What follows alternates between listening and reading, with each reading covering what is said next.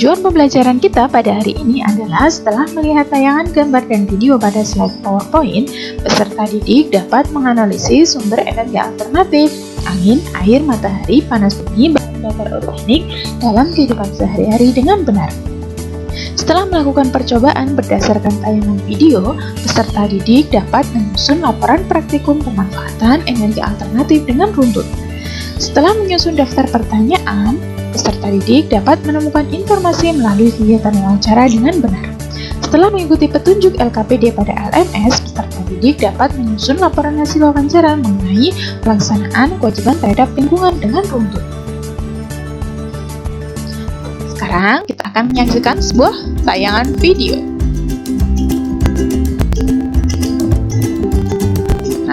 Minyak bumi untuk bahan bakar motor.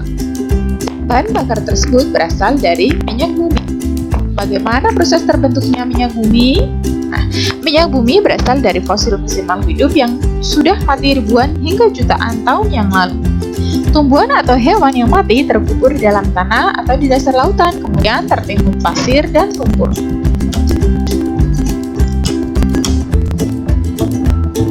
Dari pasir dan lumpur tersebut, kemudian terbentuklah lapisan yang kaya akan zat organik dan akhirnya menjadi batu endapan.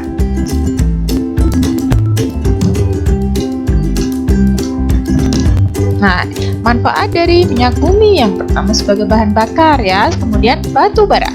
Batu bara merupakan bahan fosil yang termasuk batuan sedimen.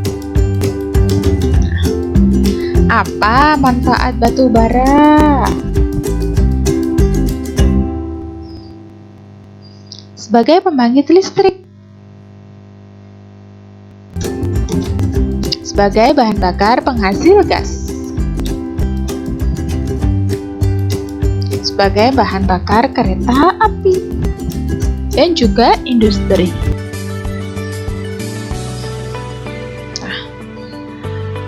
Setelah melihat tayangan video tadi, kita tahu banyak manusia yang memanfaatkan minyak bumi dan batu bara sebagai bahan bakar.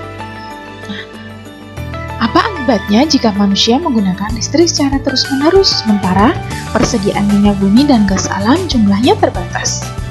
Ya, akan habis karena minyak bumi dan gas alam merupakan sumber daya alam yang tidak dapat diperbaharui. Artinya, suatu saat akan habis jika digunakan terus-menerus. Lalu bagaimana solusinya? Ya, menggunakan sumber energi alternatif terdiri dari 6, yaitu matahari, angin, air, panas bumi, gelombang laut, dan bahan bakar bio. Sumber energi alternatif merupakan sumber energi yang bukan berasal dari bahan bakar fosil seperti batu bara, minyak bumi, dan gas alam. Yang pertama adalah matahari. Matahari merupakan sumber energi utama di bumi. Hampir semua energi yang berada di bumi berasal dari matahari. Matahari dimanfaatkan manusia sebagai pengganti energi listrik dengan bantuan panel surya. Yang kedua adalah angin. Angin adalah gerakan udara di permukaan bumi yang terjadi karena perbedaan tekanan udara. Angin telah dimanfaatkan sejak dahulu sebagai sumber energi pada perahu layar dan kincir angin tradisional. Angin dimanfaatkan manusia dengan bantuan kincir angin.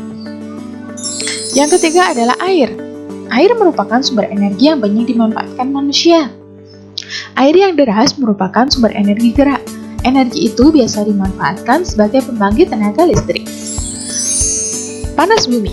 Energi panas bumi atau energi geotermal merupakan energi yang berasal dari panas yang disimpan di bawah permukaan bumi. Gelombang laut. Gelombang air laut saat memecah di pantai menghasilkan banyak energi.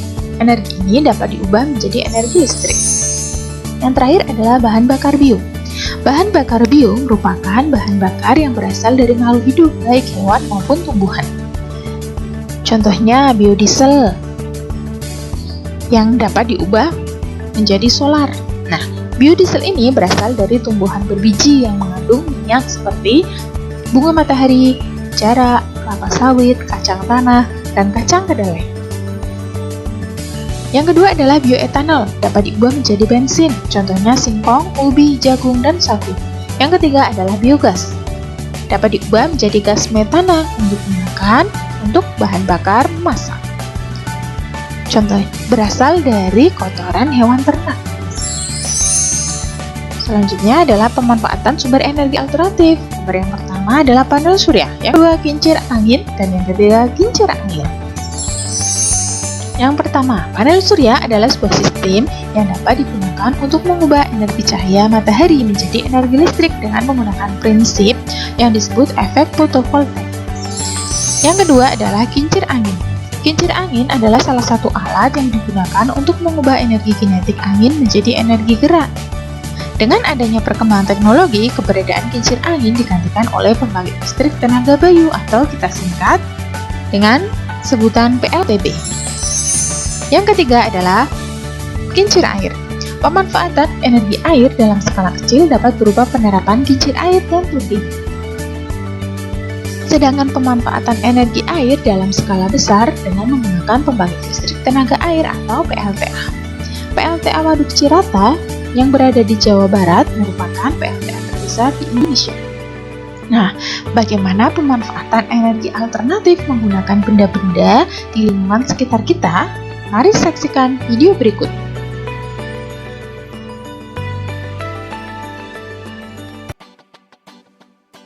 Alat dan bahan yang diperlukan adalah yang pertama 4 buah jeruk nipis,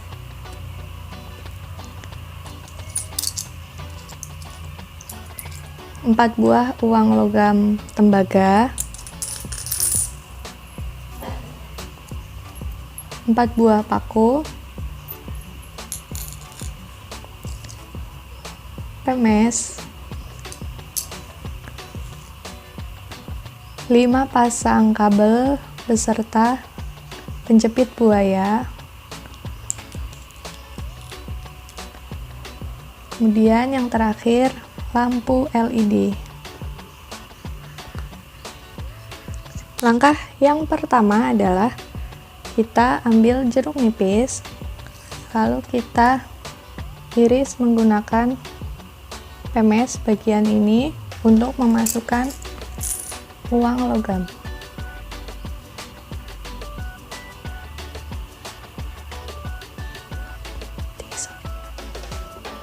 Ini sudah diiris ya.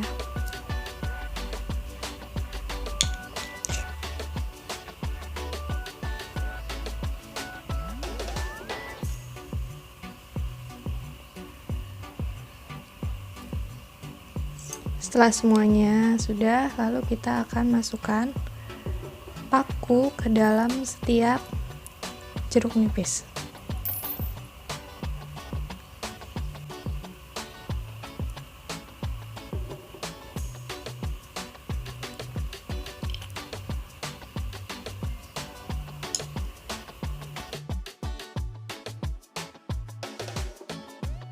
Setelah itu kita akan pasang kabel.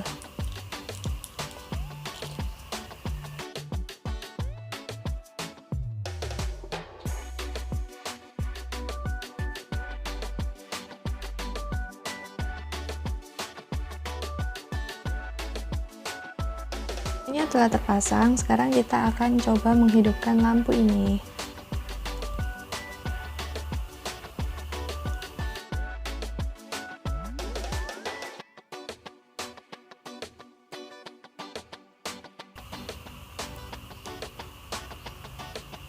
Yeay, nyala.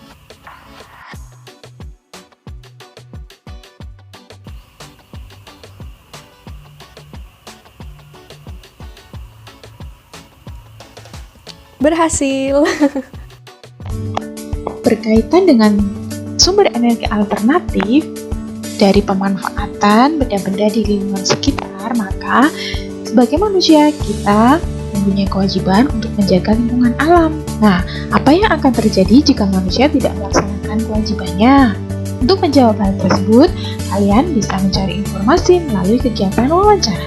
Apa itu wawancara? Wawancara adalah tanya jawab antara dua pihak, yaitu pewawancara dan narasumber untuk memperoleh data, keterangan, atau pendapat tentang suatu hal.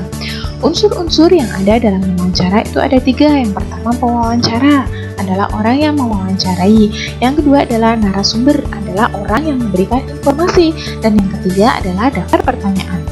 Rumusan pertanyaan menggunakan 5W 1H. What, apa, when, kapan, why, di mana, who, siapa, where, di mana, dan how, bagaimana.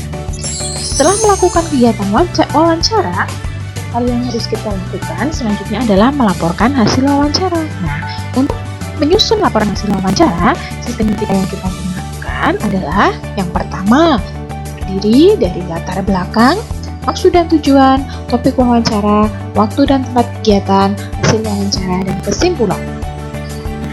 Demikianlah materi kita pada pembelajaran tema 9, subtema 3, pembelajaran ketiga.